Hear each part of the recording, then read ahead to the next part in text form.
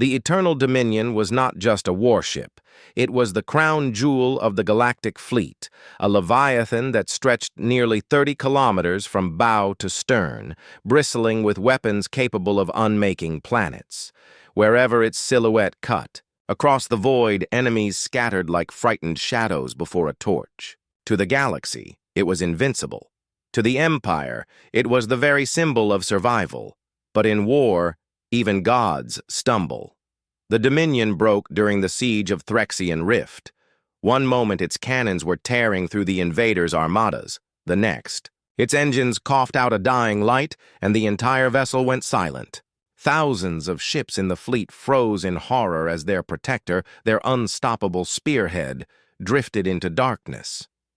Panic swept through the command network. Engineers from across a dozen worlds were rushed in.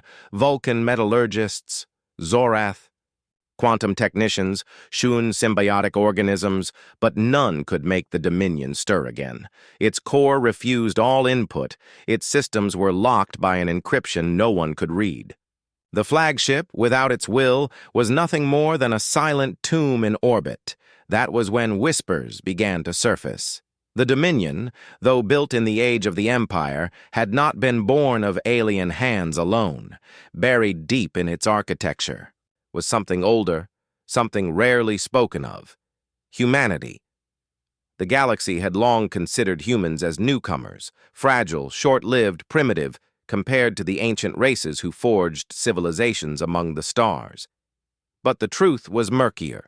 Once, long ago, human engineers had worked in secret projects, blending their unique coding language into the very foundations of the Dominion.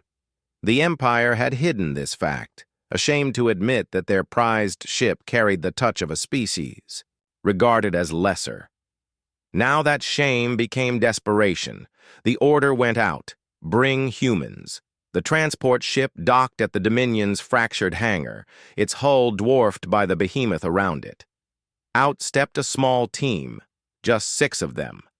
A coder, named Aisha Khan, her dark eyes steady with determination. A mechanic, John Mercer, whose rough hands carried the grease of Earth's scrapyards. Lieutenant Reyes, a veteran pilot still carrying scars from Earth's first wars. Alongside them, 3 young specialists who had never set foot beyond the solar system. When they walked into the Dominion's corridors, they felt the weight of history pressing on them. The walls hummed faintly, as if the ship were not dead, but dreaming. Alien engineers and admirals watched them with disdain. Humans, Zorath hissed, mandibles clacking. You expect these creatures to touch the Dominion's heart? The fleet marshal silenced him with a wave. His voice was grim. If they cannot awaken it, none of us can. The humans descended into the ship's core, where the Dominion's intelligence slumbered. What they found was both awe-inspiring and terrifying. A crystalline lattice of processors and conduits, glowing faintly with dormant light. No alien tool could interface with it. But when Aisha connected her console, the lattice flickered, like a sleeper stirring at the sound of a familiar voice. It's human code, she whispered. Old, but alive. Lines of encryption filled her screen. A labyrinth of logic. Gates interwoven with strange organic patterns. It was more than a lock, it was a test. Whoever built it had left behind a language only humans could truly follow, a mix of mathematics and emotion, logic and rhythm. As Aisha worked, shadows moved in the corridors. Not all welcomed humanity's involvement. A faction of alien officers, bitter and fearful, conspired to sabotage the mission. They planted viruses in the auxiliary systems, cut power relays, and whispered into the ears of doubters. Better to let the ship die than allow humans to rise. John caught wind of it first. His instincts, honed from years in scrapyards where sabotage was common, led him to a tampered conduit. Sparks flew as he ripped out the infected circuits. Someone doesn't want us to succeed, he growled. Reyes tightened his grip on his sidearm. Then we make damn sure we do. Hours turned into days. Aisha delved deeper into the Dominion's labyrinth, translating the language of their ancestors. The ship responded in fragments, lights flickering, doors sealing, the faint thrum of reactors awakening. But then the core sealed itself again, projecting a final encrypted lock across her console. Her heart sank. The lock wasn't just technical, it was personal. A phrase written in Old Earth English, "Prove you are human." She stared at it, stunned. The Dominion wasn't asking for access codes. It was asking for identity, for soul. "What does it mean?" Reyes asked. Aisha's voice trembled. "It means it wants something only we can give. Memory, pain, hope, humanity itself." The others fell silent. Then, slowly, Aisha began to type. Not numbers, not commands, but words. She wrote of Earth's long nights under alien sieges, of the desperate courage of soldiers who stood when no one else believed in them.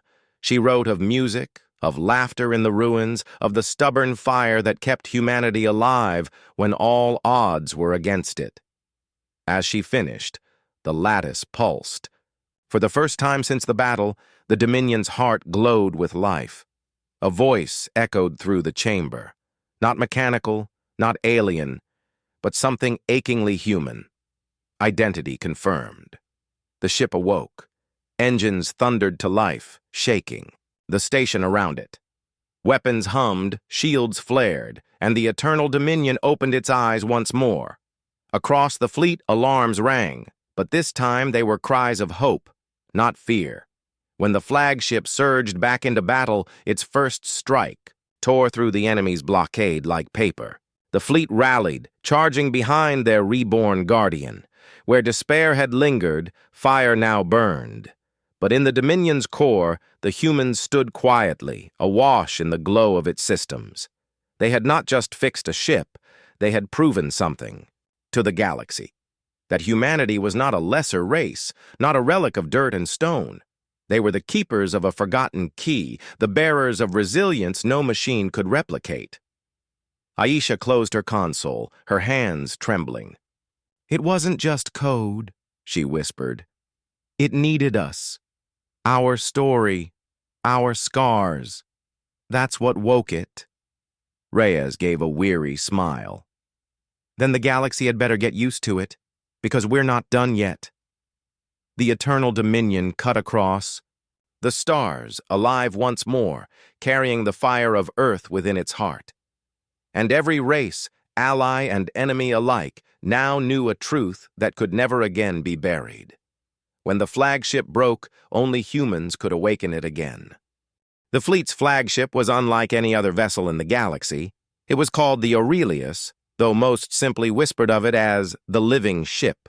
Forged not entirely from steel and crystal, but from a fusion of machinery and bioorganic tissue, it pulsed with veins of light and throbbed with the rhythm of a beating heart. It was less a machine and more a creature, an ancient being bred to fight wars the galaxy had long forgotten. For centuries, the Aurelius had carried the fleet to victory, an indomitable titan whose cannons spoke louder than diplomacy. Yet all living things must one day falter. The end began in silence. During the defense of the Lyran corridor, the Aurelius led the charge against the invading Shal marauders. The battle raged, lasers flaring across the void like thunderstorms. But just as the fleet began to turn the tide, the flagship shuddered, its weapons fell silent, its engines dimmed. The ship let out a low, mournful resonance, like the last breath of a dying animal. And then it went dark, floating in the void as lifeless as stone. Panic spread. Admirals barked orders. Engineers tried to inject power into its veins. Healers from symbiotic races attempted to stitch its wounded tissues. But the Aurelius did not stir. It had withdrawn into a deep dormancy, cocooning itself beyond their reach. The fleet faced a horrifying truth. Without the Aurelius, they were prey. In desperation, the High Command convened. Voices clashed. Some demanded stripping the ship for parts, others argued to abandon it. Then one old archivist, her voice frail, recalled a legend. The Aurelius was not bound to circuitry alone. It needed a bond. Not merely commands, but connection. It would only awaken for those it deemed kindred. The problem was no alien species had ever formed that bond. They had tried centuries ago, only to be rejected. The archivist whispered, a dangerous theory. Perhaps the Aurelius waits for humans. The council recoiled. Humans? That fragile, chaotic race from a backwater world? They were soldiers, yes, but unpredictable, reckless, too emotional. And yet, emotion was exactly what the Aurelius thrived on. So it was that Captain Elias Ward, a human officer whose war record was as scarred as his body, was brought before the silent Titan. He stared up at it from the docking bay, its hull breathing. Faintly like a slumbering beast, you want me to talk to it? Elias muttered, his jaw tightening. The marshal's voice was grim. Not talk, bond. You are our last chance. Elias had seen death, had watched comrades fall while ships like the Aurelius soared overhead in godlike fury. Now, he was asked, to enter its heart, alone. His stomach churned, but he did not hesitate. Then open the way. The passage into the Aurelius's core was like walking into a living dream. The walls pulsed with warmth, veins glowing softly beneath translucent flesh metal. The air shimmered with bioluminescent motes, and faint sounds, heartbeat-like thumps, echoed in the distance. At last he reached the chamber of the neural core, a vast sphere of crystalline tissue suspended in living cables. It glowed faintly, but its rhythms were erratic, wounded. Elias placed his palm on the surface. You can hear me, he said quietly. I know you can. The chamber pulsed. Then, darkness.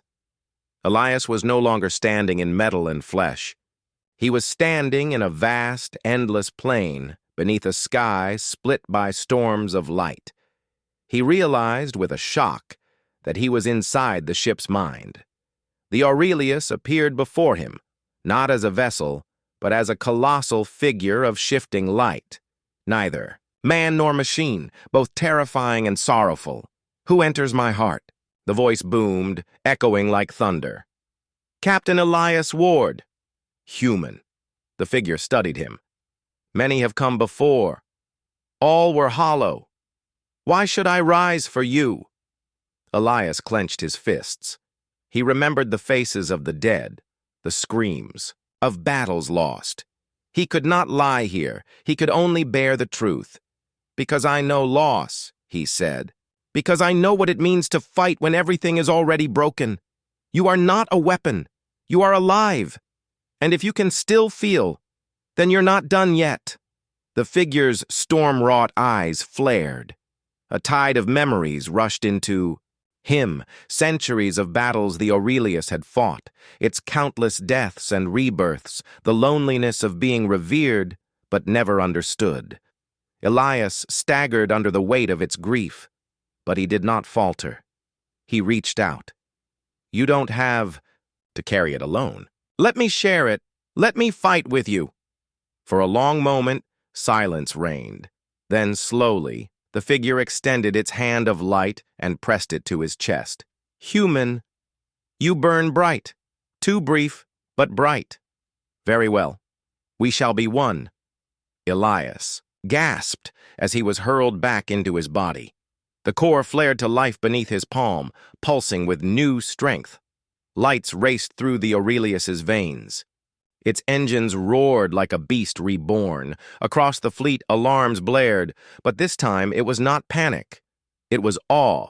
The flagship was alive again. But it was no longer the same. Elias felt it within him. The Aurelius's mind intertwined with his own. He heard its thoughts like whispers in his skull, felt its pain like his own wounds, and when he looked through its sensors, the void stretched before him as if through his own eyes. He was not merely the captain. He was its heart. The enemy fleet advanced, believing the Aurelius dead. They were wrong. With a roar that shook the stars, the living ship unleashed its fury. Cannons blazed, shredding marauder warships in cascades of fire.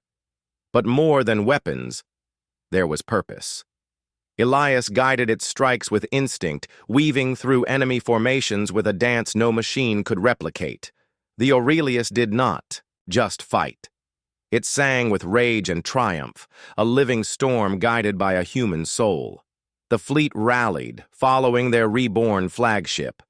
Where despair had been moments before, now burned defiance. When the last marauder ship fled, the void was littered with debris and silence.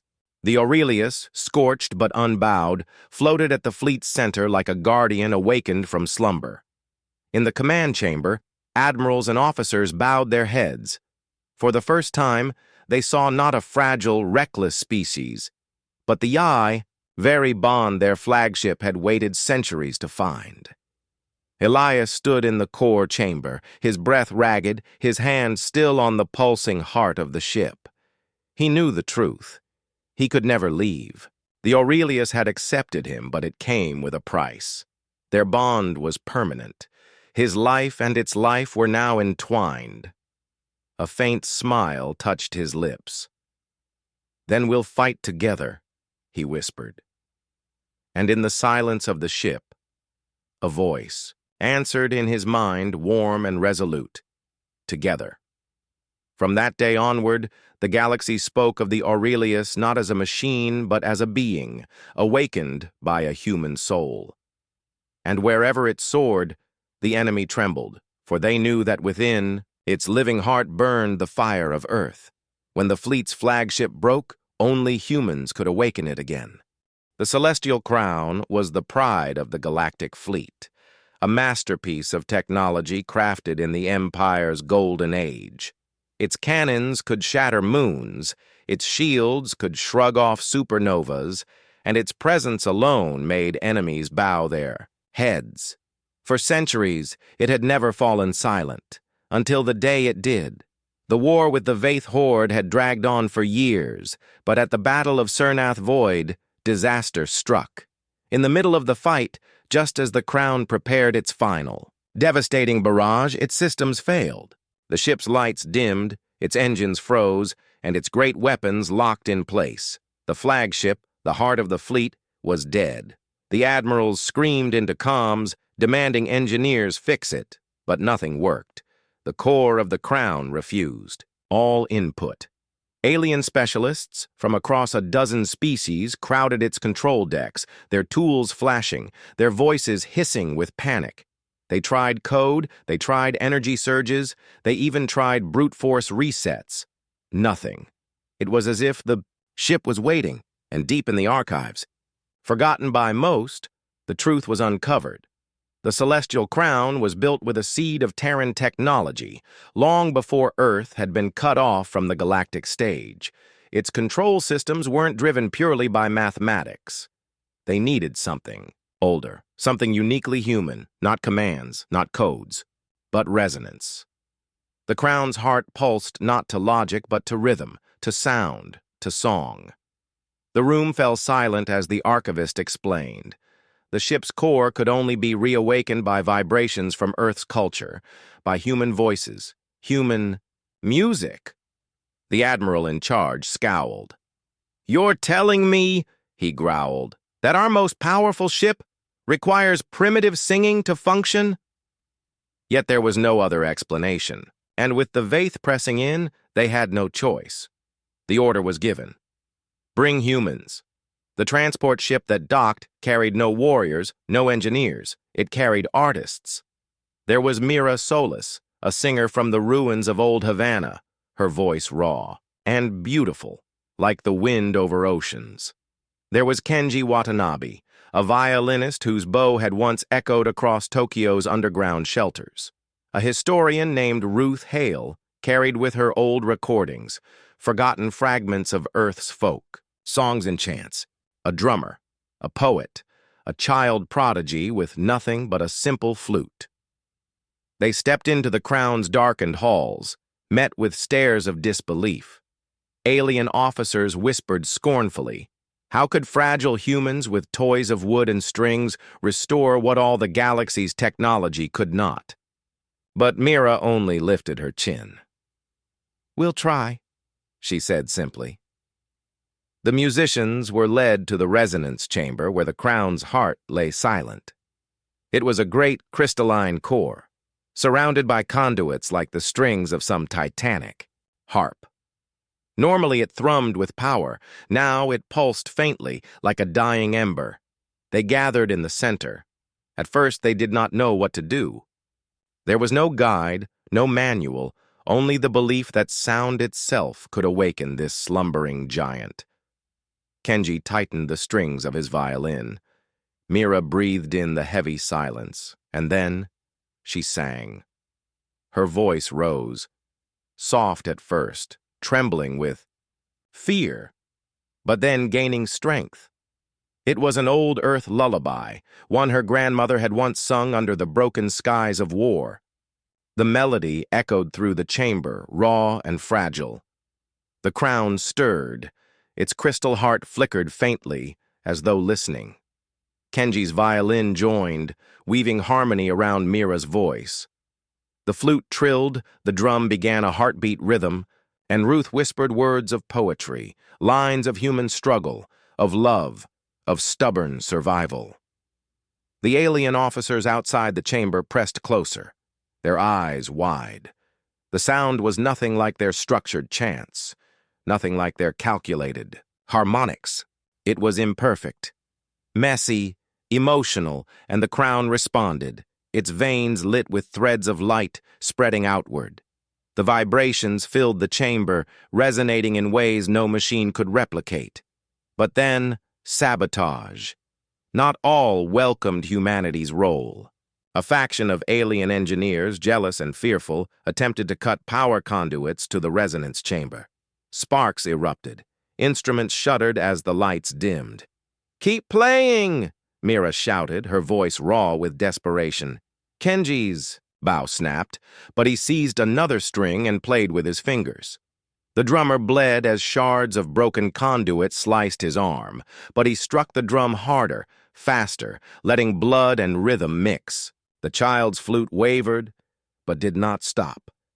Mira sang louder, her voice cracking, carrying not perfection but pain. Pure, unfiltered human truth, and the Crown roared awake. The crystal core blazed, light flooding the chamber. The vibrations of Earth's music fused with its circuits, unlocking pathways no alien code had ever touched. The ship shuddered, engines igniting, weapons priming. Across the fleet, stunned officers watched as the celestial Crown rose from its deathly silence. Its shields flared, its hull glowed, and its cannons hummed like the chords of a symphony. When its first barrage tore through the Vaith fleet, the shockwaves rippled across the void like thunder to the beat of a drum. Inside the resonance chamber, the humans collapsed to their knees, exhausted. Mira's throat was raw. Kenji's hands were bleeding, the child's flute was cracked. Yet they smiled through their tears. The Crown was alive. In the command decks, alien admirals stared at them, in awe. The very ship they had considered beyond saving had bowed to human song, to human soul. "Impossible," one whispered. They sang it back to life. The battle turned. The celestial Crown led the charge, its weapons unleashed not with cold precision, but with rhythm, with cadence. It moved like a conductor's hand, striking each enemy ship in time with an invisible melody. The fleet followed, galvanized, their despair replaced with fire. The Vaith were crushed beneath the storm, and when silence fell, the galaxy understood a truth it had long mocked. Humanity's strength was not in numbers, nor in technology. It was in the resonance of their spirit, the ability to weave pain into beauty, to turn survival into song. When the War Council gathered days later, Mira stood before them, still hoarse. She said nothing of glory, nothing of power, only this. You thought music was weakness, but music is memory. It is identity. It is the one thing that outlasts war. That is why your greatest ship answered us, because we gave it not commands, but soul. And the chamber fell silent, every alien present humbled by the truth. From then on, the Celestial Crown was no longer just a flagship. It was the song ship. Its heart beat with Earth's rhythm, and whenever it rose into battle, it did so with echoes of human voices in its core. And the galaxy never forgot. When the fleet's flagship broke, only humans could awaken it again.